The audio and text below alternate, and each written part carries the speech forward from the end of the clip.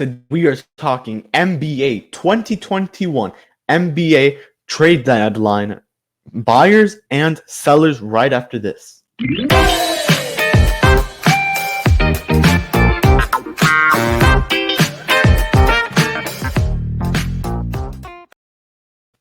Once again, my name is Kevin Barral from the KO Podcast. Remember to like and subscribe and follow us for more content like this. Follow us on Instagram, Facebook, Twitter, Twitch, and our Discord server link below. We also have a Tumblr. I'll throw it down there. I just saw it on Instagram and I thought, hey, why not get a Tumblr? So we're talking about NBA trade deadline buyers and sellers for this NBA season. There's going to be a lot of buyers and a couple sellers that could catch on to be even possibly buyers, because let's think about it like this. The 9th seed will make the playoffs this season in a play-in tournament to get that 8th seed.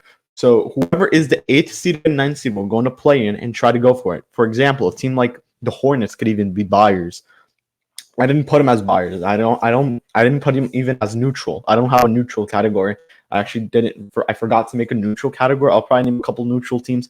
But before we start, remember to like and subscribe and let's get going. Miami Heat is our first buy. It's probably the most obvious buyer in this NBA trade deadline. They're interested in almost the whole NBA. They're interested in PJ Tucker, LaMarcus Aldridge, Kyle Lowry, Larry Nance Jr., Andre Drummond, Victor Oladipo, and Nemanja Bjelica. My bad with the pronunciation of that name. But sorry, I look at the Miami Heat and look at them as a team that really just needs one of those guys. If you just get one or two of those guys, you're in easy contention. And the most likely player out of those, I could easily see them either getting a LaMarcus Aldridge or a Victor Oladipo.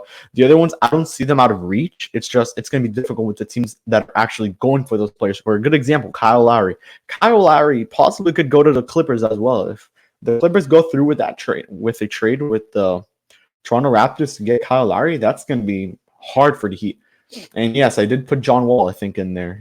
No, I didn't put John Wall. John Wall, the Miami Heat are interested in John Wall as well. So you look at the Heat. The Heat are just interested in players, and they want to go after. They want to win this year. The loss of Jay Crowder was huge, guys. So let's just keep that in mind. Now, the next team that I think will be buying are the Boston Celtics. They're interested in Harrison Barnes, on PJ Tucker, Andre Drummond. They should be interested in Kelly Olynyk and Kyle Lowry. Now, Kelly Olynyk has been playing out of his mind lately. He's been playing really, really good basketball, really well basketball.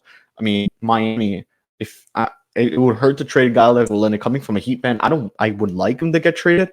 I think if you want to get a guy like PJ Tucker or LaMarcus Aldridge, you have to include Kelly Olynyk in this kind of a trade. But Kelly's been playing great, and every time I see Kelly play even better, it's hurting me that I want to get him out of Miami.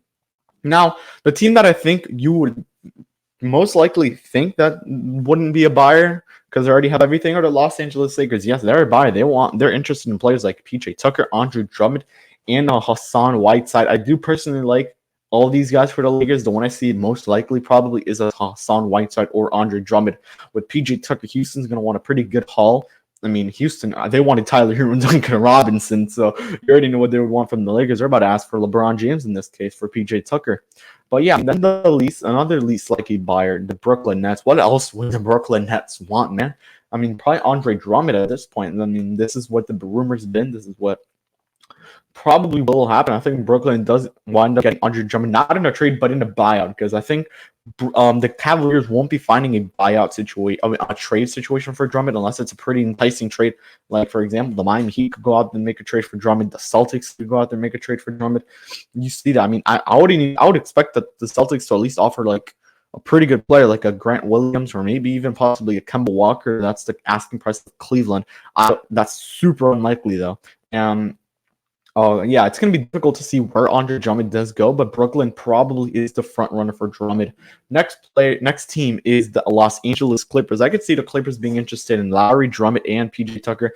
Drummond just been a guy who's probably been the biggest name in any trade or buyout market.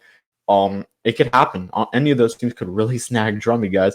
Those are teams that are trying to compete now. They're trying to get to the next level, past Brooklyn, past the Lakers. The Jazz, I don't think the Jazz should be buyers. They have a good team right now. The only thing I would say for the Jazz, which is why I have them probably a neutral, it would be like you could make a trade, but not to like go crazy. Not a crazy trade to get an incredible player. Now, a good trade would be trying to acquire a guy like Kemba Walker. That would be incredible. That would be a buyer's trade right there. You trade a guy like Mike Conley, maybe. you trade Mike Conley, maybe a backup center, and you try to go out there and get Kemba Walker, that would probably put the Utah Jazz as a championship team. I'm sorry, but I think Utah would win the championship there. Now, a team that I just noticed that I didn't include is Denver. Denver should be a buyer as well. They have to. They have to be buyers. Those teams have to be buyers. Denver's like Miami, probably in this almost the same situation as the Miami Heat. They're really in that same situation where I think Denver should be the easy buyer. Next team are the Dallas Mavericks as a buyer. Kyle Lowry, Andre Drummond. I think those should be their targets. They are in need of a point guard and in need of a center. We'll have to get Andre Drummond or Kyle Lowry. Now, let's start with the sellers. I do have a couple sellers and then have some teams that should be sellers, but I'm not sure about it right now because they could possibly get into play in tournament besides one team, which is the Minnesota Timberwolves. They are trying to acquire players at the same time because that is not a bad team. It isn't a bad team, guys. I mean, you have D'Lo, he's injured. Cat, you have Malik Beasley. You have possibly you could trade for John Collins. You have Josh Okogie. That's not a bad team. The only thing is they just haven't had good coaching. Now they brought in the Toronto Raptors coach. I mean, they have a good chance. But our first buyer, the most obvious one, is the Houston Rockets. They'll probably be trying to trade Victor Oladipo, PJ Tucker, Eric Gordon, John Wall. And if they do trade Christian Wood, I wouldn't be surprised, which I doubt. But yeah, I mean, at the end of the day, these guys are going to get shipped, all of them. Possibly not even the least likely to get shipped is probably John Wall. Because John Wall has said he wants to be the main guy in Houston. So that'll probably happen. But yeah, he's probably going to get shipped. And pretty big hauls are going to go back. I wouldn't be surprised if Miami trades for one of those guys, or probably like two of them, Victor Oladipo and PJ Tucker. I wouldn't be surprised if Miami makes some kind of a trade. They've already said they're not giving up Tyler Hero and Duncan Robinson. Kendrick Nunn, I wouldn't be shocked if they traded him away. But yeah, because Kendrick Nunn is a pretty good player. He's been playing pretty good. And then on the other hand, you have a guy like Eric Gordon. Eric Gordon could go to any contender. Philadelphia would be nice. The Clippers, once again, would be pretty good. The Lakers would get some shooting there. That's probably the least likely team that he'd go to, possibly. He could go to the Mavericks. I mean, those are all good teams. And then we have team number 2, the Cleveland Cavaliers. As a seller, we have Kevin Love and Andre Drummond, the big two right there. Possibly when those guys are 100% getting traded. I mean, Kevin Love would be the least likely to get traded out of those two because Drummond has just been in more trade rumors at this point. Kevin Love, the most likely team I can see him going to is a team like Portland or Miami, possibly even Boston. If Boston really wants to go for this season, like that. And then finally, the Detroit Pistons, Jim and Wayne. I'm sorry if I spelled your name wrong, Wayne. But I mean, those are all teams. Wayne Ellington is probably going to be thrown in as like a second, like as a player just to fill the cap. But Wayne Ellington is one of the best 3-point shooters in the NBA when you look at it. And you have Jeremy Grant. Jeremy Grant has been an absolute stud, possibly most improved player. And then you have Delon Wright, who could just be your everyday backup, point guard or backup shooting guard.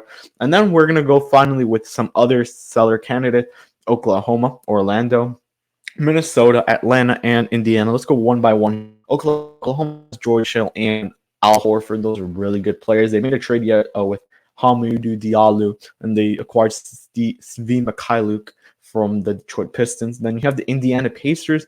The Pacers, I don't know where they really are. They look pretty competitive. They're playing like a competitive team. So you might as well just keep how you're doing. I just put them as seller candidates because they could possibly be a seller. I mean, I don't think they were not trading DeMontis as a bonus. I don't think they'll trade Brogdon either.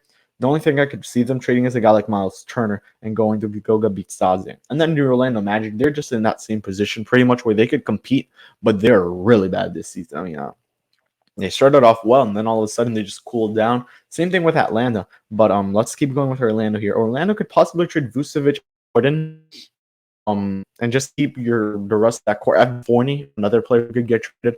All of those guys have been either linked to a contender like the Miami Heat, Boston, Lakers, Nets, Clippers, and Mavericks.